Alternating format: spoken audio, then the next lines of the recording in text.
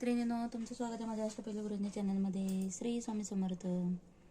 मैत्रिणींनो, आज आता श्रावण महिन्यातला पहिला सोमवार आणि नागपंचमी देखील आहे. तर त्यासाठी आपल्याला शिवपिंडीसहित शेषनागाची छान आणि सुंदर अशी रांगोळी काढायची आहे. आणि ती रांगोळी काढण्यासाठी आपण 5 ते 5 टिपके ओढून घ्यायचे आहेत आणि ही सुंदर रांगोळी आपण पूर्ण करायची आहे. तर त्यासाठी मी 5 ते 5 टिपके तयार करून घेत आहे. तुम्ही देखील अशाच पद्धतीने तयार करून घ्या. तर आपले टिपके आता ओढून झालेले आहेत. तर आपण आता रांगोळीला सुरुवात करूया.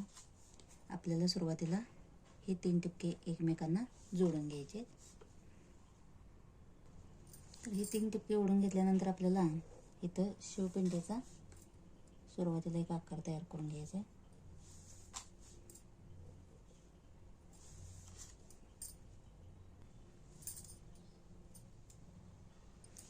तर आतमध्ये आपण आता 3 रेषा ओढून घ्यायचे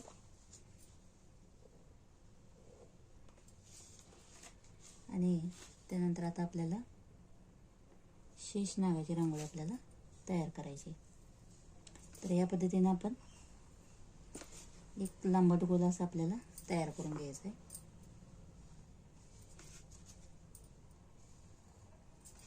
त्यानंतर इथून आपल्याला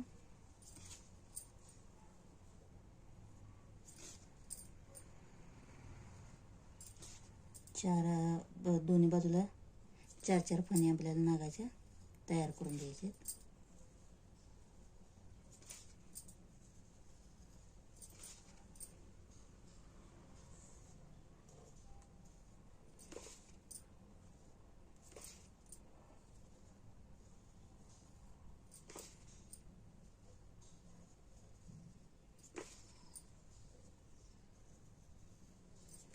तर या पद्धतीने आपण प्रत्येक फणी अशा नागाच्या तयार करून घेतलेले.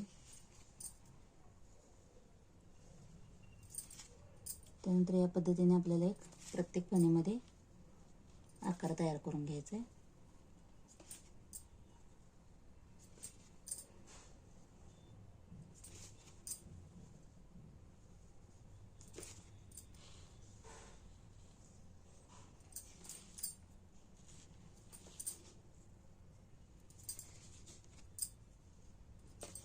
आणि या आकारापासून आपल्याला अगदी नकळत अशी फेंट रेषा प्रत्येक ह्याच्याजवळ अशी ओढून घ्यायची. जास्त डार्क करायचं नाही तिला आपल्याला.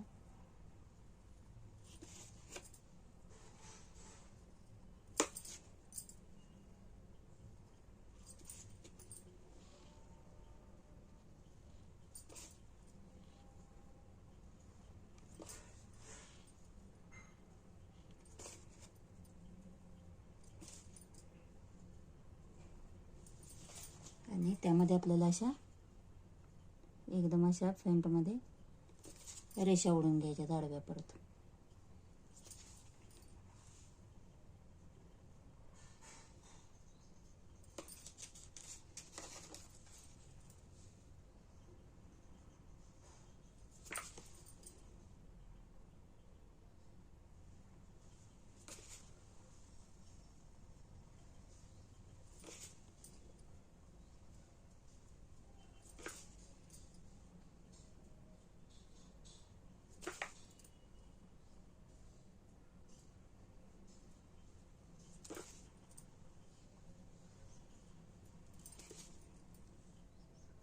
या पद्धतीने आपल्याला सगळ्या रेषा पूर्ण करून घ्यायच्या आहेत.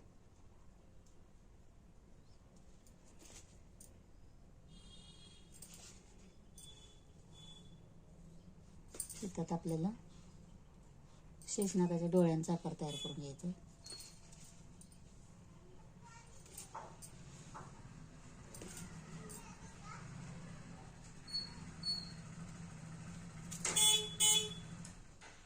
तर आपलं तर शेषनागांच्या डोळ्यांचा आकार वगैरे तयार झालेला आहे. त्यानंतर आपल्याला हलकासा असा त्याचा जो आकार असतो आतमध्ये किंवा त्याच्या आपण पाठीवर म्हणू शकता तो आकार हे फक्त 2 साईडच्या नागांमध्ये आणि आतल्या मोठ्या नागामध्ये आपल्याला तयार करून घ्यायचं. आता त्यानंतर आपल्याला इथून असा एक गोल आकार तयार करून घ्यायचा आहे. म्हणजे आपल्या नागाची जी वेटोळ घालून बसलेला असतो ते वेटोळ्याचे आपल्याला ही एक स्पेस तयार करून घ्यायचा आहे या पद्धतीने. आणि त्यानंतर त्याच पद्धतीने आपल्याला खाली एक तयार करून घ्यायचं आहे.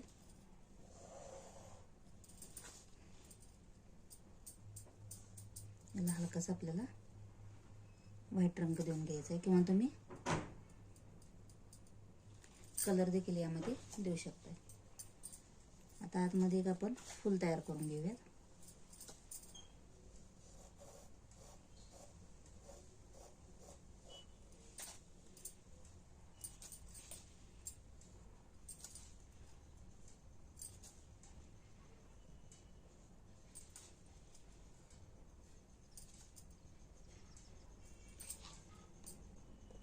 इथून आपल्याला एक बेलाचं पान तयार करून घेऊया आपण.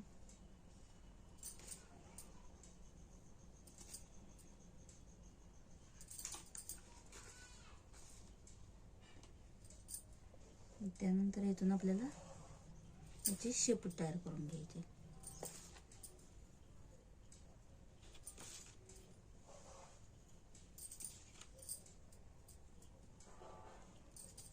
तर या पद्धतीने आपली ही रांगोळी तयार झालेली.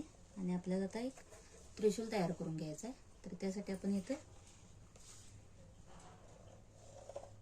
एक रेष ओढून घ्यायची.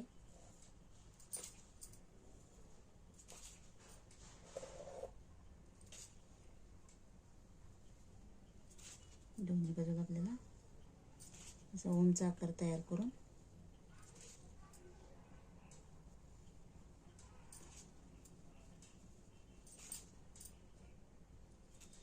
थोडीशी रेषा आपण थोडीशी कमी करूया.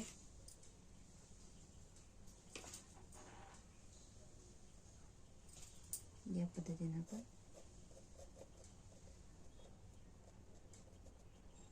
त्रिशूलाचा भाग तयार करून घेऊयात.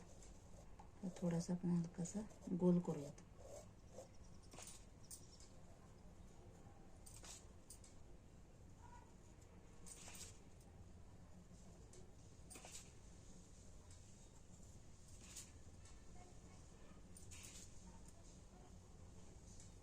त्यानंतर आपल्याला इथून आता डमरू तयार करून घ्यायचं आहे.